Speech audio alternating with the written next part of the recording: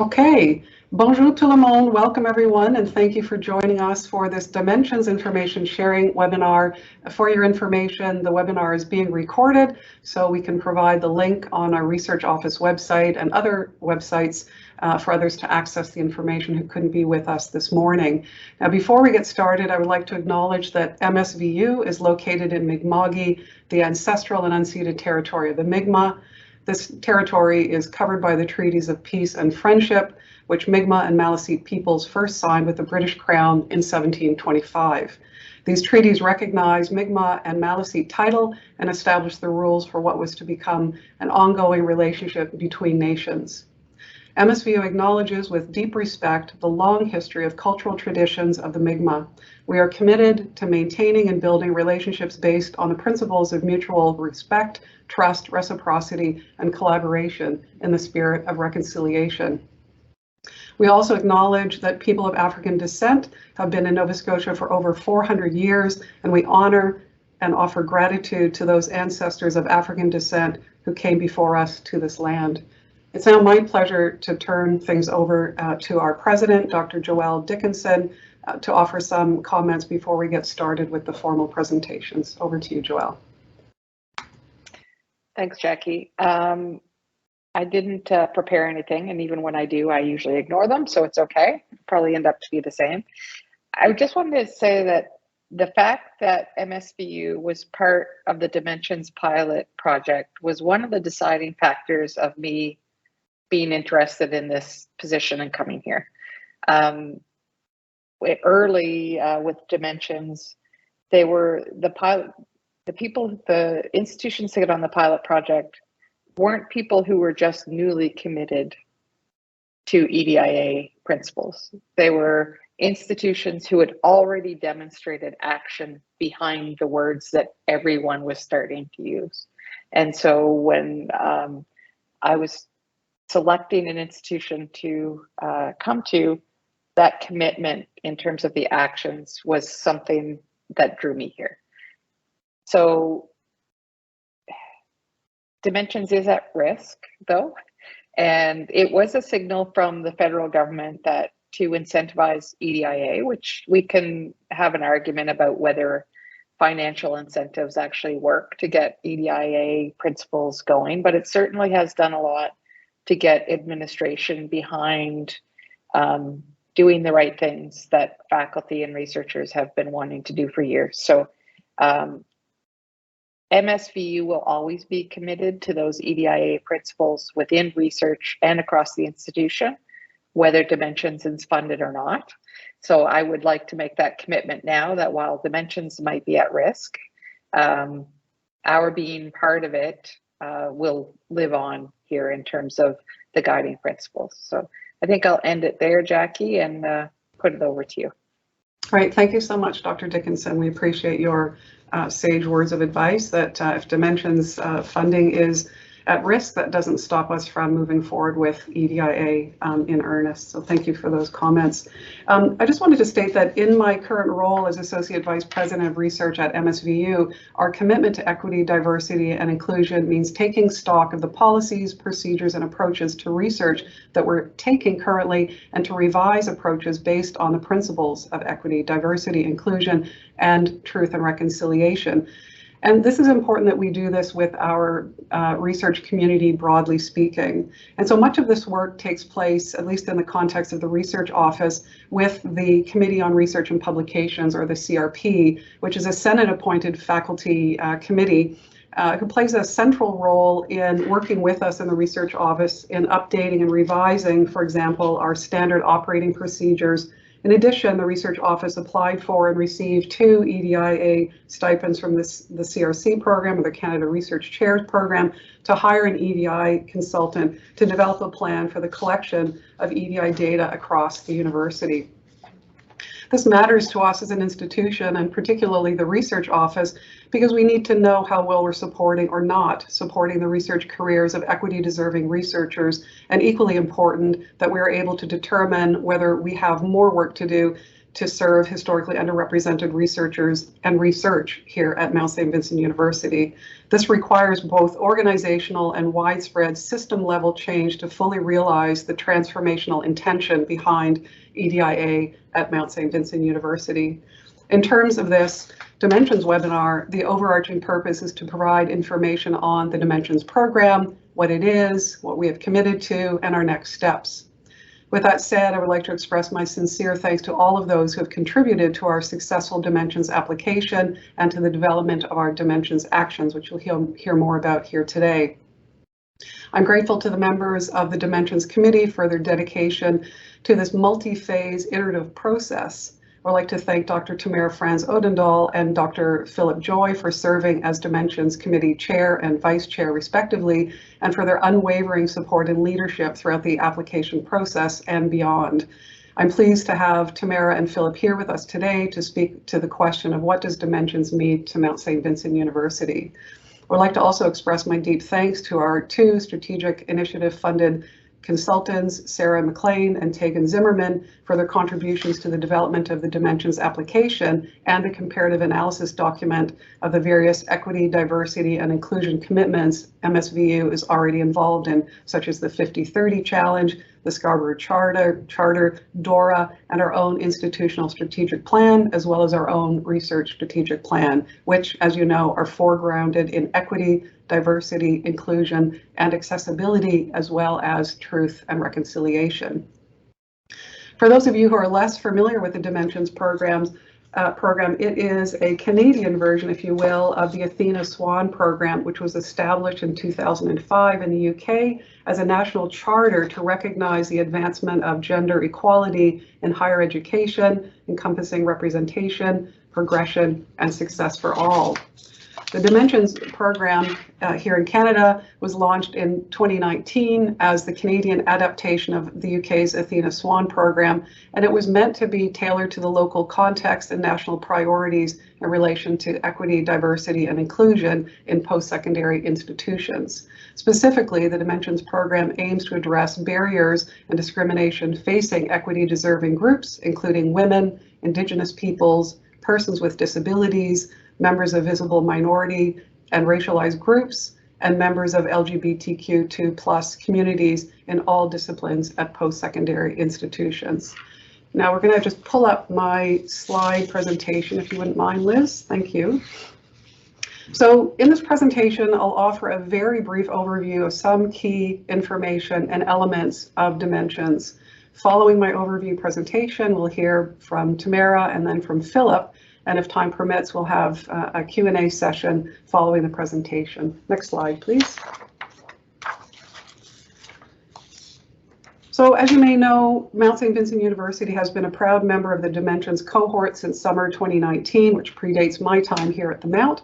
And that was really part of the process of the 17 cohort members developing the program, which is kind of a unique facet of Dimensions. So developing the program from scratch, essentially. So during the early part of the pilot program, post-secondary institutions were invited to apply to become part of the pilot cohort in order to participate in the co-development or co-creation of recognition, the recognition part of the program. 17 institutions were selected, representing a variety of small, medium, and large colleges and universities across Canada. And this process was intended to be inclusive by design, which is to say each part was co-created in collaboration with those members of the research ecosystem who will use it and hopefully benefit from it. The co-development included careful ongoing discussions with academic EDI experts and leaders and in-depth working groups focused on the program's various components. Next slide, please.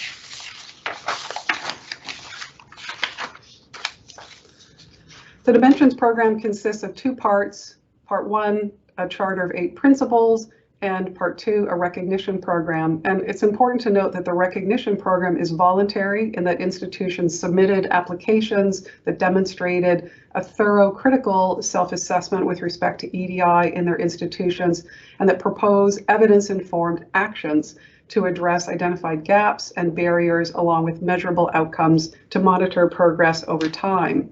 Applications were assessed by an external committee of scholars and professionals with lived experience and EDI expertise. Next slide, please. Now, a variety of perspectives were collected using both qualitative and quantitative tools, and essentially this process was used to look at 5 different categories of evidence, including motivation, gaps and needs, assets and obstacles, commitment, change, and context. And it's important to think about the sort of underlying context, which obviously will differ from institution to institution. But the critical idea was to keep in mind the context which each institution is operating in, rather than providing sort of a blanket one-size-fits-all. And there's a firm understanding of the historical, cultural, and geographical factors which are key to determining how well we're able to meet our various EDI commitments. And so these characteristics, unique characteristics of each of the institutions, can include things such as high populations of first-generation students, immigrants, international students, and members of official language minority communities, for example. Next slide, please. Now, a review of applications involved an assessment of whether institutions have met the criteria and not based on simply a set of principles. The system of 4 stages of recognition was chosen based on an architectural metaphor of building or renovating. Institutions need a good foundation first in order to build on later. Next slide, please. So Mount Saint Vincent University is proud to be a stage 1 foundation. We've received our acknowledgement of being accepted into the Dimensions program at stage 1. Our application included, just to give you a sense of the mammoth task of putting this application together, for example, the application included a description of the institution and the overview of Dimensions work proposed, information on the self-assessment team and process used, an account of engagement with equity-deserving groups, an environmental scan, details on data collection and analysis, and a 5-year action plan. So we're proud of the work that's been done, and particularly grateful to Philip and Tamara and other members of the Dimensions Committee, but we recognize that there's lots of work yet to be done. There's lots of detailed information about Dimensions available on the Dimensions website and in the Dimensions handbook, and there are also links on the research office where you can obtain more information. So I'd like to thank you for your attention to my very brief presentation, and I would now like to turn it over to Tamara, after which we'll hear from Philip, and if time permits, we'll have a Q&A session following the formal presentations. Thanks so much. Thank you very much. So I'm going to cover a little bit of background on how we got to the process involved in getting our application submitted, and then what happened after that, and then go over the actions very, very briefly that were in our application, as well as address some of the challenges and concerns I have with Dimensions going forward at Mount Saint Vincent University. Next slide, please. So the process to date is outlined here. So we started off with the signing of the charter, which was done in 2019. And shortly after that, Mount Saint Vincent University was approved as one of the cohort institutions.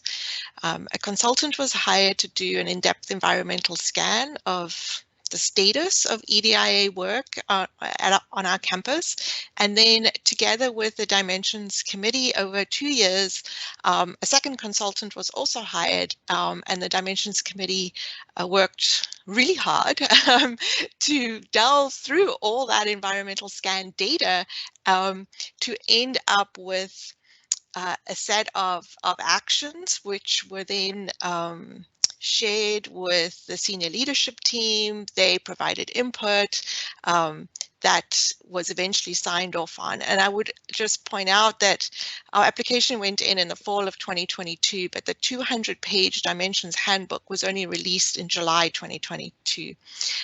So a lot of the work pre that was really without the final handbook in hand. The handbook was a guide on how institutions should put their applications together, but as you can imagine, every institution is very, very different, and so everything needed to be covered. All bases needed to be covered in that handbook.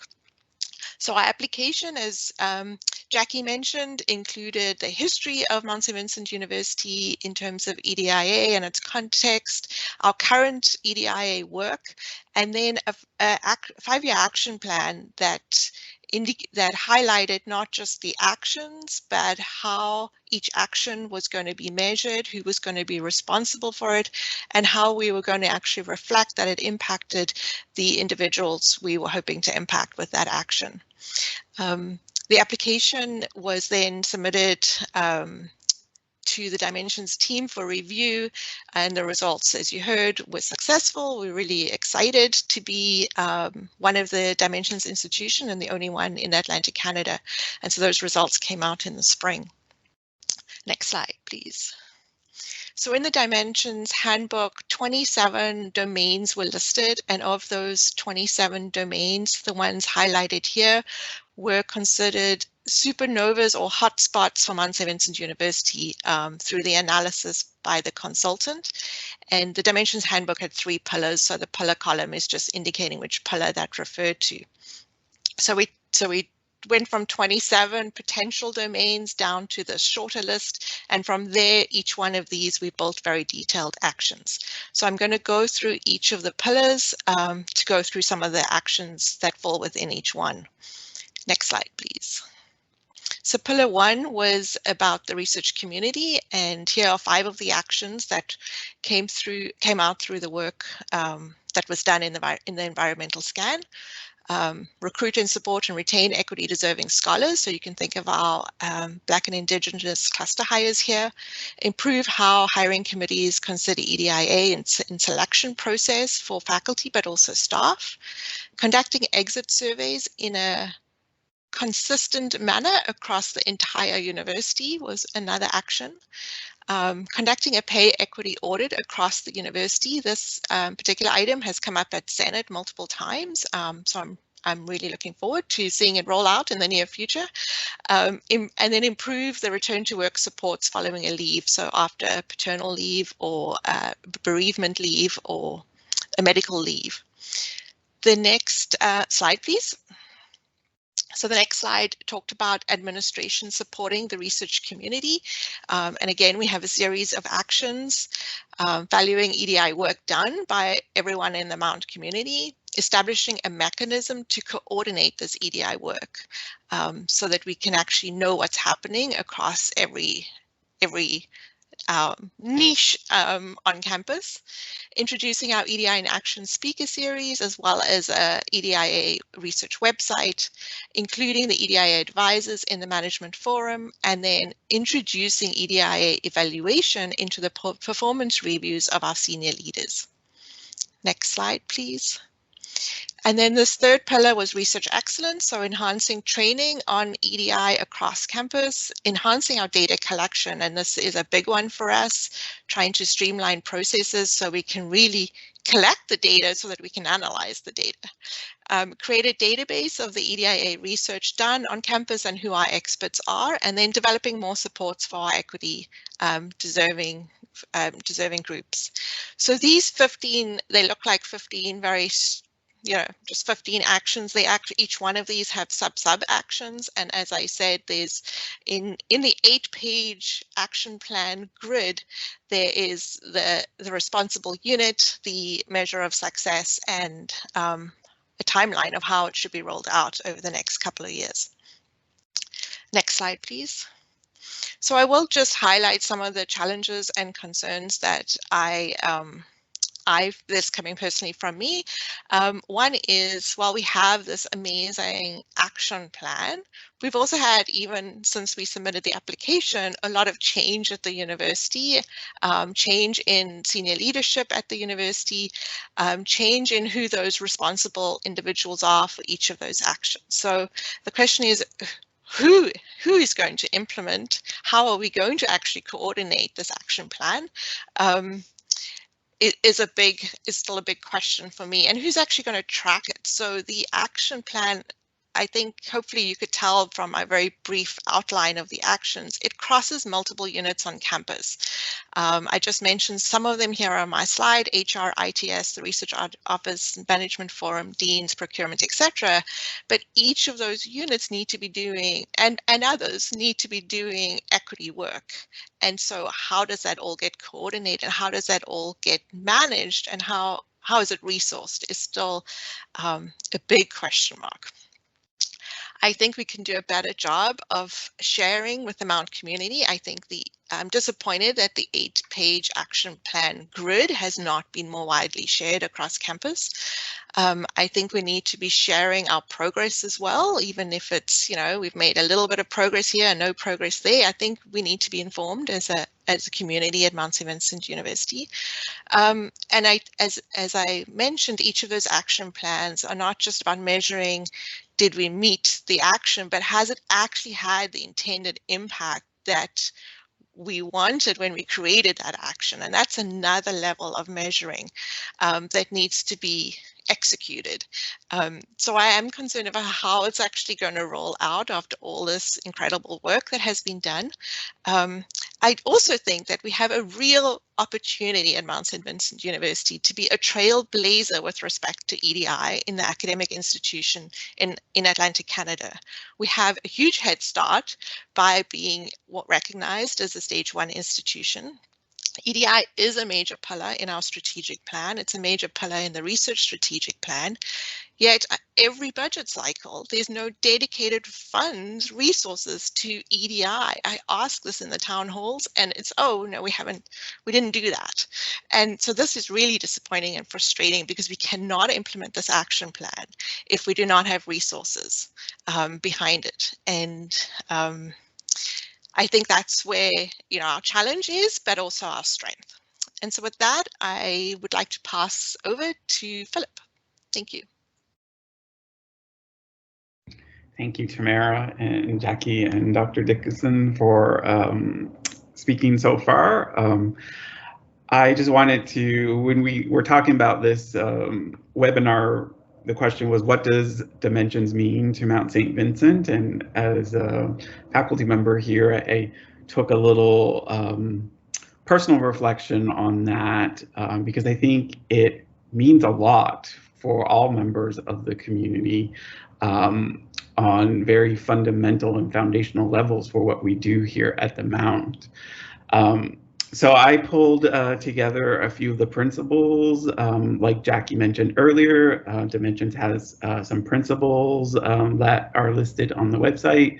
I've taken some of these as during my reflection as some of the things that stood out for me about what dimensions means to Mount Saint Vincent. So I'll read the principle and then we can discuss it later with the questions too. So one of the main principles is advancing equity, diversity, inclusion, in that it's a shared responsibility that requires dedicated resources and strong leadership at all levels. So by becoming a Dimensions institution, we are committing that everyone within the institutions, from senior leadership and across the institution, is dedicated to EDIA, and that the senior leadership demonstrates commitment through public endorsement, ensuring resources, and embedding changes in institutional governments and accountability structures. So again, by being a Dimensions institution means our EDIA work is valued and supported at all levels at the university. And personally for me, I really see that as tremendous sort of support for the work that I do in EDIA through my research. Next slide, please, Liz. Another principle is that Dimensions helps build on and celebrate progress made to date and provides public recognition for increased commitments and tangible results regarding equity, diversity, and inclusion. So again, this is an opportunity for the Mount, I think, as Tamara already said, to showcase all the great work that is being done here at the Mount and to celebrate it. And again, be a leader, not just in Atlantic Canada, but across the nation, to EDI work and really highlight all the great things that we do here. Next slide.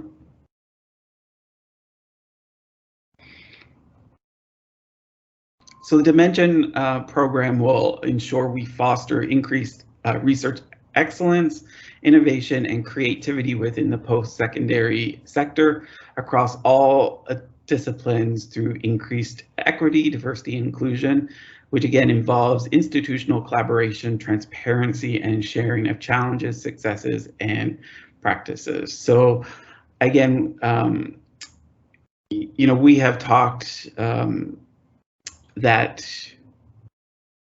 Dimensions is not just about research or the research office, it's across the university. So we need to include the EDI work and Dimensions in our teaching, in our administration, in our senior leadership, and you know, find ways to collaborate. And I think Dimensions has the potential to really bring us as an institution together to work towards excellence, innovation, and creativity, as they say. Next slide, please.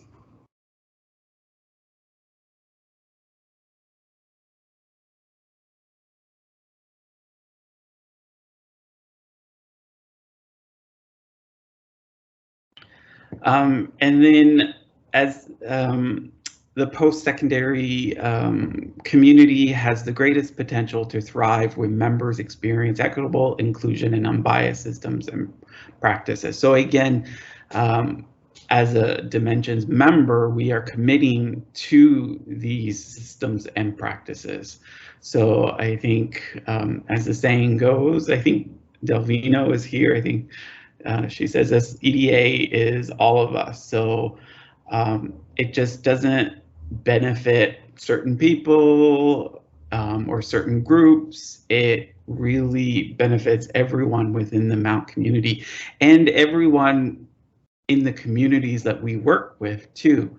So it does enrich learning, teaching, research, and the whole university experience. So I think, you know, as a member, we are committing to all of these things. We are committing to enriching our learning for our students. We are committed to enriching our teaching and research and providing, you know, the most inclusive and equitable university experiences for everyone who comes here.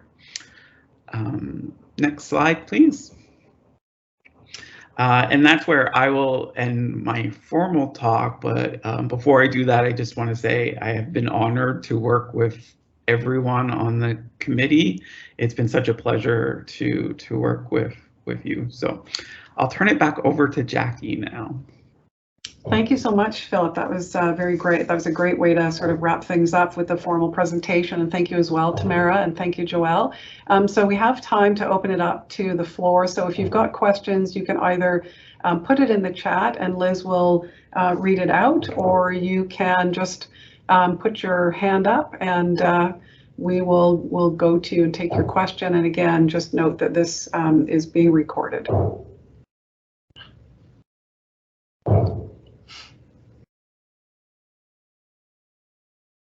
Joelle, please. I'll start off. Tamara, I just want to say I share all of those concerns that you have.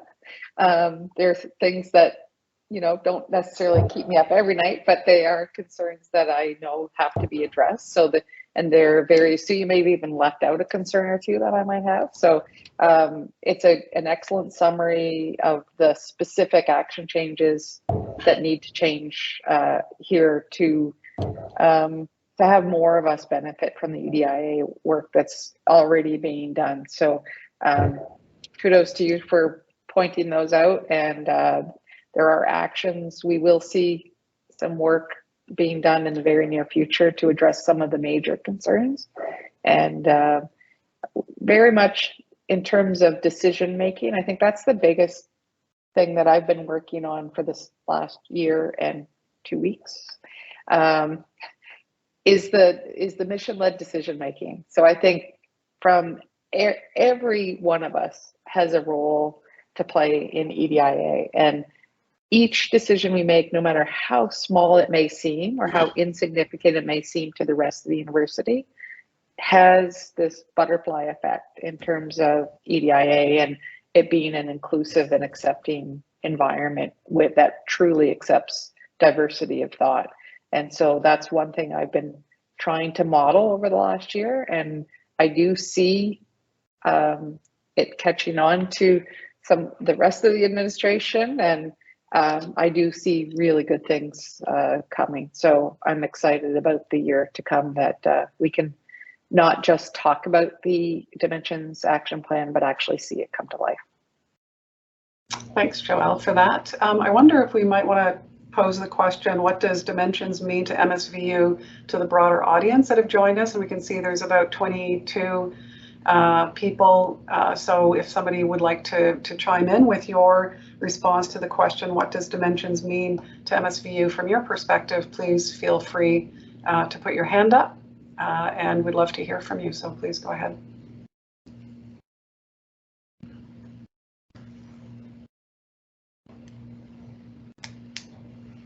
Yes, I think there's a hand up from Amy. Go ahead. Hi, I just wanted to say thank you for the presentation and for the work that's gone before it. And Tamara, to me, I feel like your overview of what the Dimensions program was aiming to do and the framework is exactly what we need going forward in the Mount, and specifically on the issue of, in terms of what it means to me, the difference between adding EDIA into what you already do and starting from a place where you're going to build something with EDIA in it. And, you know, when you stop and think about the magnitude of those two different perspectives, it's profound. And I feel like there's a lot of good EDIA work going on at the Mount now, absolutely, for sure.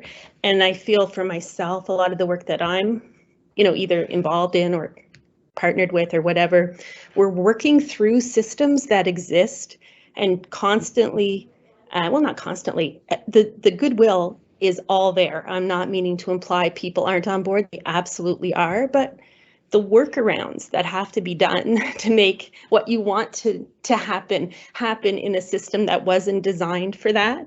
So I guess that's a long way to say, to me, the gift of the Dimensions approach would be if we could let go of the, how do we navigate a system to make it more friendly, and start from where you are, from that position of how can we build something and go forward from that place. I think, well, it would be better. We would save all kinds of energy. We would, you know, we would be able to achieve what you and Philip are describing there as our outcomes.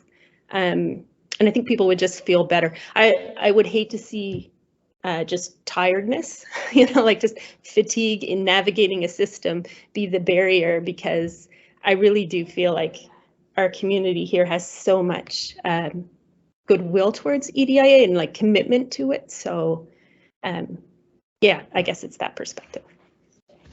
Thank you very much, Amy, for that. That was a lovely perspective on Dimensions. And I just wanted to go back to the action plan. We do have concrete actions, and both Philip and Tamara have alluded to that. So, you know, the question is, how do we look at systems that may not be amenable to actioning all of the actions currently? How do we change systems, and how do we change structures so that it's not, as Amy has pointed out, sort of tacking on EDI wherever possible, but rather foregrounding the work that we do at the systems level with our EDIA actions that are in the action plan, but also in our institutional strat plan and our research strat plan. So thank you for that, Amy.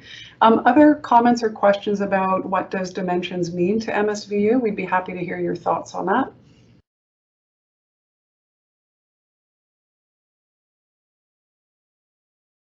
Don't be shy, we're a friendly group.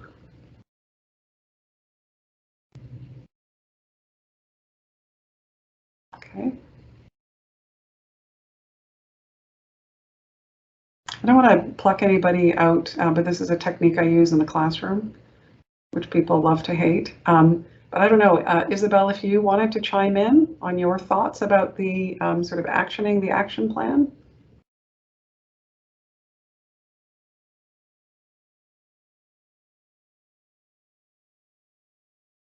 Or Randy, or Tammy. People start dropping off the call if you start calling that. That's the disadvantage. Maybe we should ask who else had a G.I. Joe or Gabe Kaplan figurine. Exactly. To get the conversation going. Can you hear me now? Yes, Isabel, please go ahead. Okay, yeah, sorry, I had unhooked my mic. Really, the only thing I want to add to the presentation, which was fantastic, and thank you for the information, was that one of the fear that was I guess brought forward with the group was that if Dimension does not get funding eventually, what happens with all of the work that's been done so far? And I was really happy to hear that Dr. Dickinson said that we will be committing ourselves to it, even if we don't get even if the Dimensions kind of falls apart on the other end. So that was very, very encouraging to hear, especially with the hard work that's been done these past what has it been now, 4 years. So I'm really grateful about that. Great, thanks so much, Isabel. Appreciate that comment. Randy, I see you've got your hand up. Please go ahead. Yeah, you called my name, so I figure I might as well talk. Thank you, Randy. So what does dimensions mean to MSVU in my view? I think Isabel just raised a very good point in that we were doing dimensions and we were doing EDIA before dimensions arrived, and lovely to hear that we'll continue. What it means to MSVU, and I'm using this proverb, the chain is only as strong as its weakest link, whereby in recognition of those who are in the equity-seeking group, what we need to do is invest, right? So as an action plan, we ought to realize that for us to enrich learning and teaching and research from all perspectives on MSVU campus, it thus means that we do need to invest. And investment could be in human resources, not necessarily funding, but also championing the causes of those around us. When I say funding, not necessarily cash. However, it does look so much better when we see these almost used the wrong word, when we see these information in our strat plan and across the board, and it is corresponding in our budgets. So we put our monies where our mouth is. And so that's what actioning looks like to me. And I'm happy to hear that we are going to continue EDIA in spite of dimensions. Thanks. Thank you very much, Randy, for that. I don't know if anyone on the panel would like to respond to Randy's comments.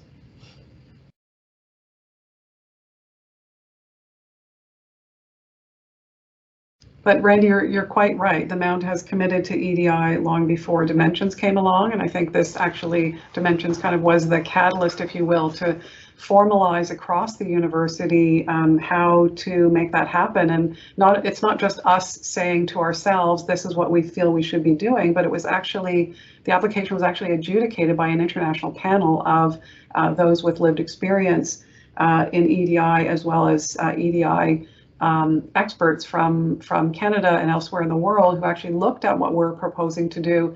And there was an iterative process. So it wasn't us just sort of resting on our laurels saying we've had a long history of EDI, but rather being challenged on some of the assumptions that we were making about our approach to EDI, which I think was actually a very useful exercise. So at the end of the day, even though there was no new funding in the federal budget for 2023 targeted for Dimensions, when I spoke to the Dimensions office a couple of weeks ago, they basically said those who have standing in the Dimensions program will continue on over the next 5 years, because that's the duration of our standing at the stage 1 in Dimensions. And that means we have a pathway, if you will, through our Dimensions action plan to actually ensure that those component parts of the Dimensions work that we propose to do actually are moving forward. And I think my concern, and I will just briefly share this, is how do we monitor, track, and evaluate whether or not or how well we are meeting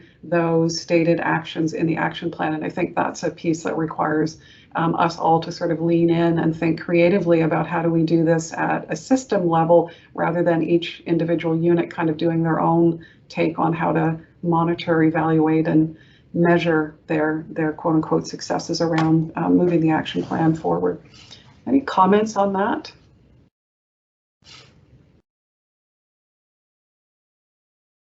That was a tie, but I think Joelle beat you there, Tamara. So Joelle, to you, and then over to Tamara, please.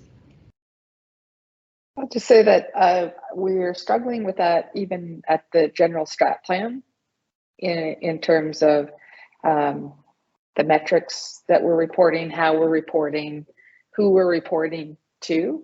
And so it is something that I'm tasking the almost entirely brand new executive leadership team with. It is a high priority just to make sure that we're accountable to the commitments that we've made in the strat plan and with Dimensions and with the Scarborough Charter. So with all of it is, and how do we track all of that and sing people's praises when they're doing their day-to-day work that happens to track onto these things as well, because we have a lot of that going on. We have people, and I say this often, is that we have faculty and staff who wake up every morning and the work that they do is making progress on IDIA just because they know that's the right thing to do. It would be regardless of whether of Dimensions or our strat plan. And I think that's probably where our strat plan was born from, is those voices of doing that. So the work will continue in pockets, but as we say, you know, I use my neuron analogy all the time. We have a lot of single neurons doing a bunch of work and firing, but if we could get them to fire together, we can have a really great action potential. So for all the cognitions in the room, you're welcome.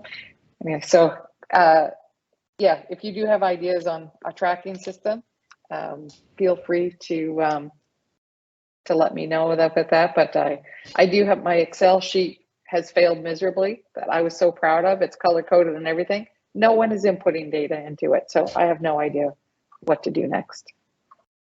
Thanks, Joelle. Tamara, over to you, please. Thank you, Joelle. I love your neurobiology analogy. I am hopeful that the federal government is going to see the importance of the Dimensions program and continue to keep it going in whatever shape, way, form that will be. Our recognition right now at stage 1 is a 5-year action plan.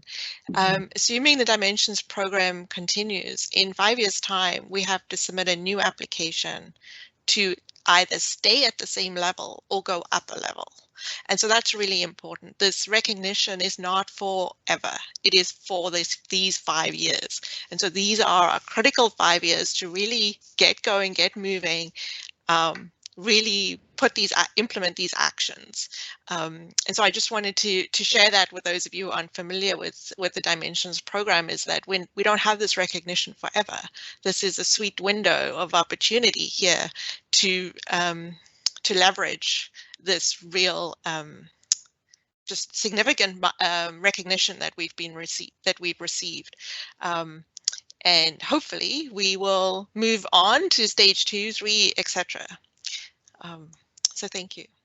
Thanks very much, Tamara. And I just wanted to note that of the 17 pilots that were invited, 10 of the 17 have been staged, and 3 of the 10 that were staged are members of ACRU, which is the Alliance of Canadian Comprehensive Research Universities. The Mount is part of ACRU, and I can tell you that we are working with ACRU to see what are other small to medium-sized universities that have standing in Dimensions program doing around metrics. So, and I hate to use that term because it doesn't do justice to the complexity of equity, diversity, and inclusion work, but what are the other smaller universities doing to move beyond the spreadsheet, since not everybody loves the spreadsheet as much as Dr. Dickinson does, but how can we actually track and monitor in a way that is not duplicating efforts, and how can we do it in a way that actually allows us to draw down data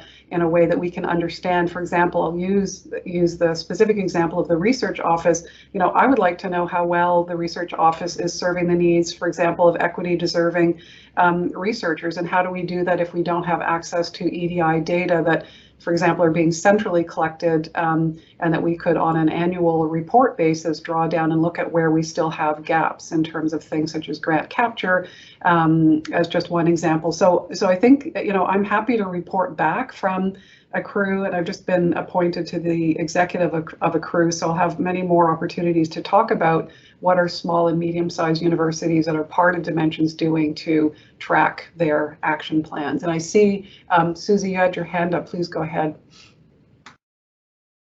Thank you, and good morning, everyone.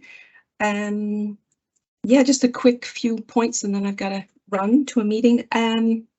Yeah, I hope we can aim to continue to be recognized as a Dimension institution. I think that should be the goal. And also, I mean, there's comments about how we're happy that EDIA will continue should we not get the EDIA, and that to me should not even be a question. It shouldn't even be applauded. That should be expected. So anyway, also I think a lot of our equity deserving groups are not necessarily represented well in leadership. And by leadership, I mean across the board, whether it's staffing or whether it's, you know, folks in the vice president positions, etc. We really need to recognize that certain folks need support, and certain individuals, maybe of Indigenous or Black descent, are stretched. So even if they wanted to be involved and to be at the table at various, organizations, committees, we're feeling so stretched. So I think to recognize the representation is important, and those first person voices have to be there. So, I mean, even now I see that there's no one of, for example, Indigenous descent here, and that's a concern. So we need to recognize that and do better with that. And that does mean ensuring that it's in the budget. So there does have to be something in the budget to say, okay, here's what we're committed to, and here's how we're going to fund it. I know we're always frustrated about the budget, but it has to be a priority if we're going to really say that we are, you know, focused on equity deserving folks and EDIA in general. And then we need to have a long-term commitment.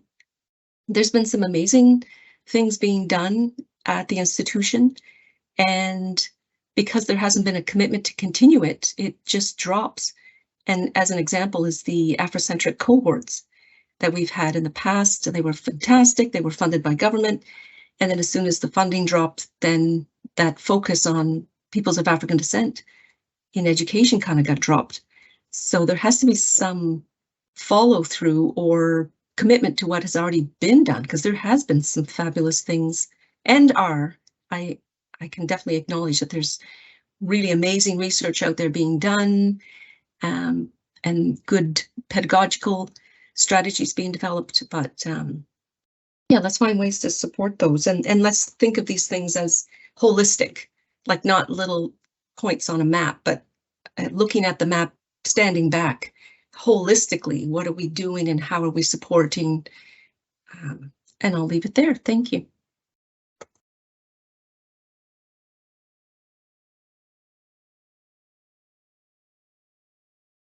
Jackie, your mic is off. Yeah. You're still muted, Jackie.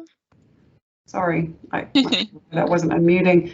Thank you, Susie, for those reminders about representation and the need to have space in the budget and to also think about these issues holistically rather than sort of points on a map. Thank you very much for that. Tamara, I see you've got your hand up. Please go ahead. Yeah, I just wanted to respond to something Susie said about the voices of our equity deserving members of our community. Those voices were front and center in our application. We made sure that in the environmental scan, we spoke to individuals who, in the equity deserving groups, Indigenous, Black, etc. And though that is a central part of Dimensions, is really making sure we're hearing those voices. And in the action plan, the measures of success is not like, oh, I put on a speaker series, but has it actually had the intended impact on those individuals whose voices we heard from in the beginning? And that is key for us to keep our stage 1 status and to move up. We actually have to show not that we just did the things we said we were going to do, but they actually had the intended impact that we wanted them to have. And that is a very key piece. So thank you for reminding us about that. Thanks, Tamara, for that response. Any other responses to what we've heard so far? Yes, Philip, please go ahead. Yeah, just to echo, what Tamara said, I think as we move forward through the Dimensions 5 years and the next application, listening to those voices is really important. And like Tamara said, they are, part of the measures that are fulfilling our commitment. So I really think having mechanisms in play that give those voices bring them to the front and center is really, really key. So yeah, just my 2 cents there. Thanks very much, Philip. Any other comments or questions from folks in the audience?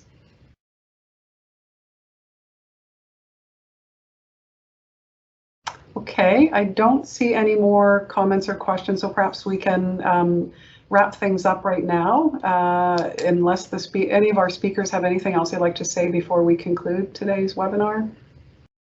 No? Okay, great. So merci beaucoup. Thank you for joining us today. A big thank you to Philip and Tamara and to Joelle for being here today. Thank you to Liz for all things logistics and helping with technical support.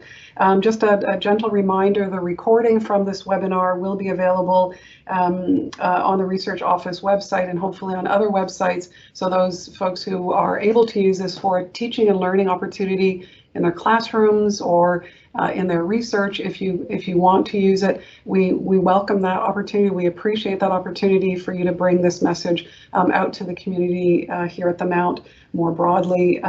So please do make a point of sharing that link once it's been circulated. I also just wanted to say that, as Delvina would say, and unfortunately Delvina wasn't able to be with us today, that EDI is all of us. And I think that's really the sort of mantra that's coming out of the EDI hub and that's coming out of Dimensions, is that we all have a shared responsibility for not only thinking about what does EDI mean to me, but rather looking at potential actions and mobilizing around action. And I think the Dimensions Action Plan is a really fabulous job of articulating not only what are the issues that we should be looking at, but how to actually move those forward. And as Tamara pointed out in her talk today, the action plan really does sort of give direction in terms of what units should be involved in moving the needle, if you will, on those particular actions. So please, if you haven't had a look at the action plan, if you haven't read the, 236-page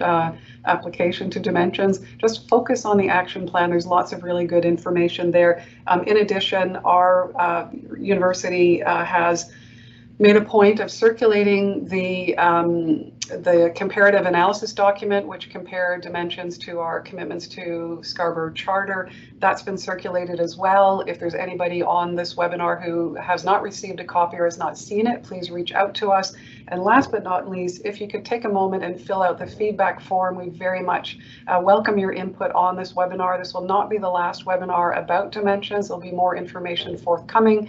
And again, thank you everybody for being here. I wish you a wonderful day. Take care. Thank you. Bye.